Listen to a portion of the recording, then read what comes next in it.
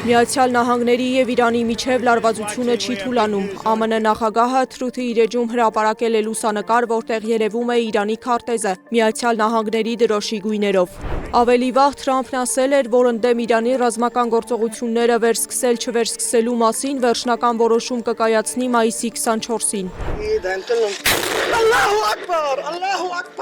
Իսրայելական բանակը հարվածել է Լիբանանում շտապ օգնության մեքենաներին, ինչի հետևանքով զոհվել է 6 մարդ, ևս 6-ը վիրավորվել են։ Դոնալդ Թրամփը տեսանյութ է հրապարակել, որտեղ ներխուժում է CBS-ի նկարահանման հրապարակ և հաղորդավար Սթիվեն Քոլբերին նետում աղբամանը։ Չինաստանի ածխահանքում տեղի ունեցած պայթյունի հետևանքով զոհերի թիվը հասել է 82-ի։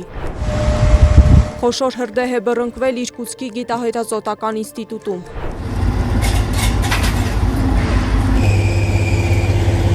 Իսկ Լուգանսկի մարզի Ստարոբիլսկ քաղաքի քոլեջի հանրակացարանի հրթիռակոծման հետևանքով զոհերի թիվը հասել է 16-ի։ Նախնական տեղեկություններով փլատակում դեռևս 5 մարդ կա։